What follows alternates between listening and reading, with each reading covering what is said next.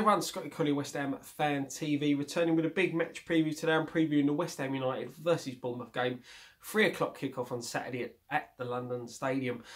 Key game for both sides. Both sides on a good bit of league form at the moment. In the league, Bournemouth unbeaten in their last 4. We're unbeaten in our last 6 fixtures. And obviously we've only had 2 losses in our last 11 matches. You know, so both teams in a good bit of form. Bournemouth obviously losing 3-0 to Wigan. They did make quite a few changes in that game. It was like, you know, the 3rd round replay on Wednesday night. So, you know, Wigan probably were more up for it. Smelt blood, being the home side. You know, they got the better of Bournemouth. Obviously with us, we did play Shrewsbury on a Tuesday night, who took us to extra time. Yes, we did make changes, you know, and we still went and got the win, but it was a tough game, that one, and a few people, especially like Lanzini, Obiang, had a lot of game time in that one. So, you know, hopefully having that extra day's rest over the Bournemouth players that did play in the Wednesday night game will come into account. This game is a big game for both sides. Obviously, we've pushed ourselves right up the league. We're now only 2 points off a 9th place and 5 points off the bottom 3. But Bournemouth, not far behind us. You know, if they beat us on Saturday, they will jump above us. So, and as I said, they are on a good bit of form in the league, at least at the moment. So, tough fixture for me. You know, an important one, but a very tough one. Obviously, the last time the two sides met, it was a 3-3 draw.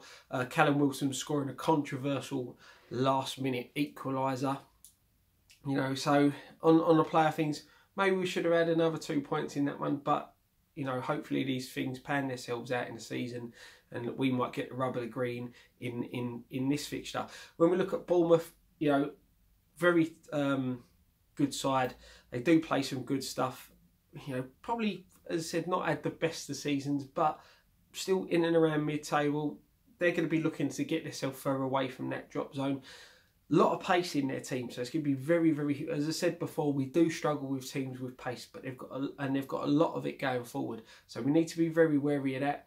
You know, we have had a few injuries, few people, obviously Declan Rice, James Collins had slight knocks, so they did miss the Shrewsbury game. Hopefully, them injuries won't keep them out of this one, and obviously I do believe Aaron Creswell's wife went into labour before Shrewsbury, so that's why he didn't play. So hopefully he'll return for this fixture as well. Bournemouth, with that hiccup against Wigan in the FA Cup, their last match they did beat Arsenal 2-1, so they're going to be buzzing from that. You know, looking at it, they'll probably have the same starting 11 out for that one, so they'll probably play a 3-4-2-1 formation with Callum Wilson leading the line. Players for me that we need to be wary of, as I said, Callum Wilson, very good striker, you know, player that I've raved about for a while that probably would suit the way we play. Sermon, another good player in the midfield, and obviously Jordan Ibe, tricky customer, got a bit of pace about him. So, you know, there's plenty of players that we need to be wary of there. When we look at injuries for Bournemouth, they will be missing Mings and Defoe. You know, Defoe being out is a big thing because we know a lot of the time he does come back to haunt us.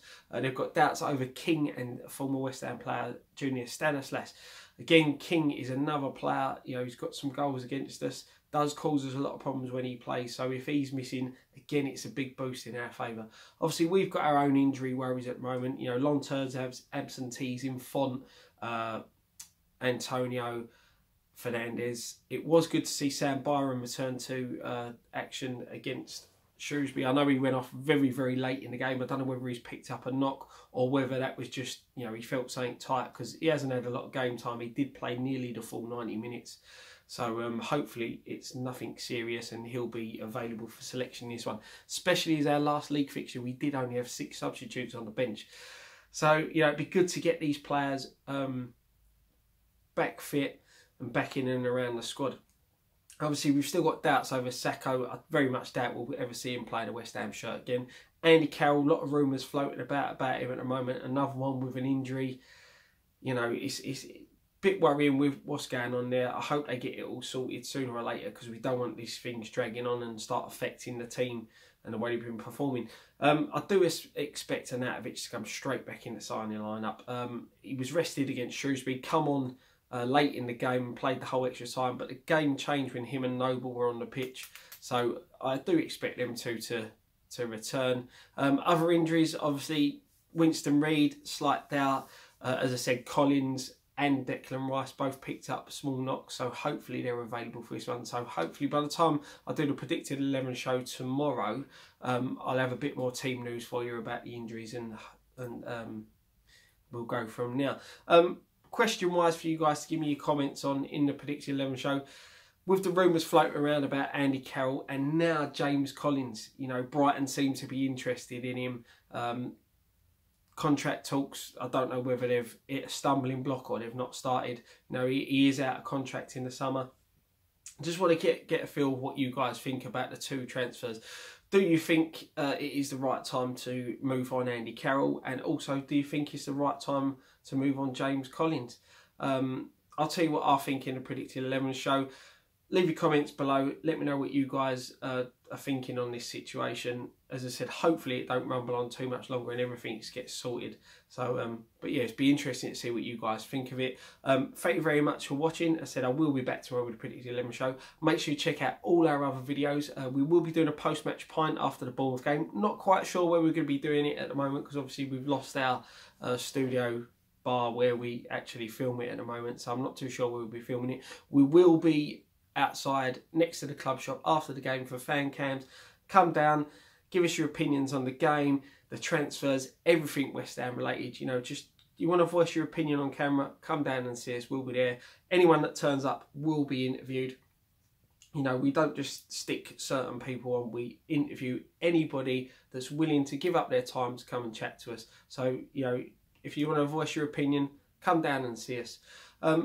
As I said, thank you very much for watching. One thing left to say, come on you irons.